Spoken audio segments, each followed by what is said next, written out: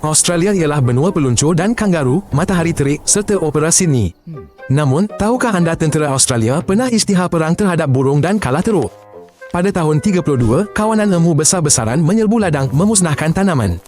Pihak berkuasa menghantar askar dengan mesingan, nampak mudah, bukan? Namun, burung-burung itu lebih licik. Mereka berpecah, berlari zigzag hingga 50 km sejam dan memenatkan tentera.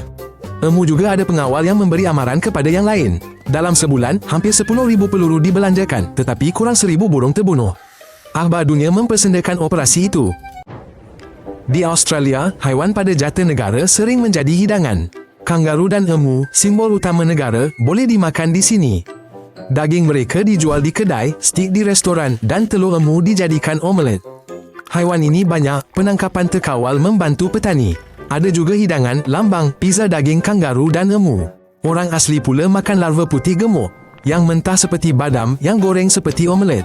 Ada juga spesies hitam, disapu pada roti bakar, ada di hampir setiap rumah, walau orang asing terkejut. Di padang pasir selatan Australia, ada pekan di mana penduduknya hidup bawah tanah.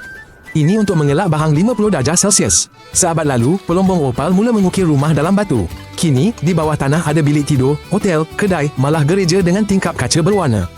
Suhunya kekal kira-kira 23 darjah Celsius. Penyaman udara tidak diperlukan. Di permukaan, kehidupan terhenti pada siang hari. Hanya bahang, debu dan kekosongan. Nama pekan ini bermaksud lubang orang putih. Rumah bawah tanah ini melindungi dari panas dan juga ribut pasir. Pedalaman Australia sungguh indah, namun amat menjengkelkan. Kawanan lalat menyerang muka, masuk mata, hidung, mulut. Penduduk sentiasa melambai tangan. Musim bunga, burung murai menyerang penunggang basikal dari udara. Mereka ingat wajah dan kembali lagi.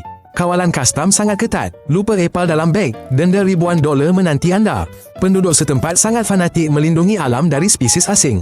Beginilah negara ini, ada pantai syurga. Namun hadapi dulu lalat dan burung gila. Jenaka Australia paling menyelah dalam festival gila. Selama lebih setengah abad, regata bot tin bir kosong diadakan. Pasukan cuba berlayar sebelum bot mereka musnah. Di bandar lain, mereka adakan regata kering. Peserta bawa rangka bot tanpa dasar di sungai kering, mendayung dengan kaki di pasir. Suatu kali, festival itu dibatalkan kerana hujan. Air muncul dan jenaka itu jadi kenyataan. Penduduk tempatan jadikan gurun pun sebagai alasan untuk berseronok. Mereka kumpul dana amal dan tarik ribuan pelancong.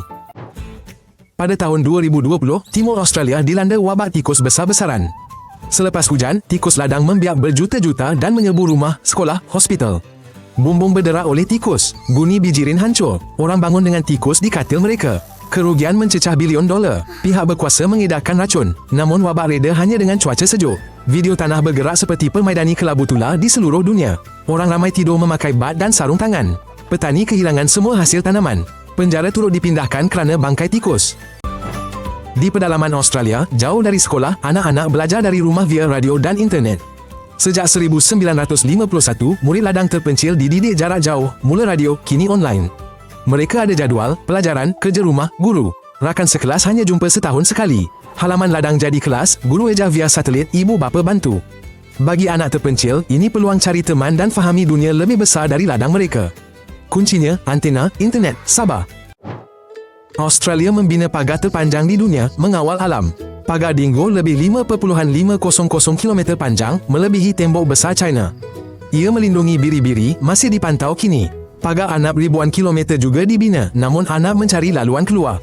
Hanya virus membantu. Garisan pagar ini kelihatan dari satelit, monumen usaha hadang alam. Bagi penternak, ini soal hidup mati. Satu malam tanpa perlindungan boleh musnahkan kawanan. Rata-rata warga Australia mempunyai kekayaan yang sangat tinggi. Orang biasa memiliki ratusan ribu dolar dalam hartanah dan simpanan. Hampir 1 dalam 10 adalah jutawan. Rahasianya mudah, hartanah mahal di bandar dan caruman pencen wajib. Majikan menyisir sebahagian gaji selama bertahun-tahun. Kelas menengah kukuh, ada rumah sendiri, simpanan dan saham.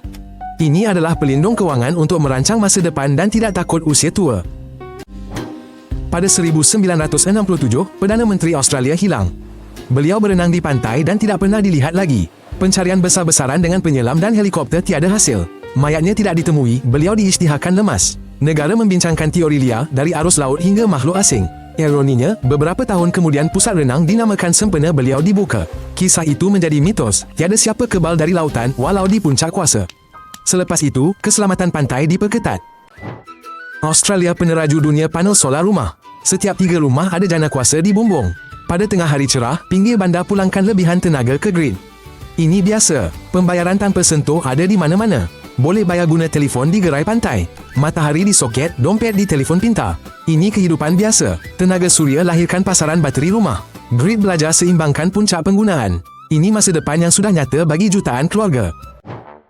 Opera Sydney adalah ikon utama Australia dan kisah kegagalan yang menjadi karya agung.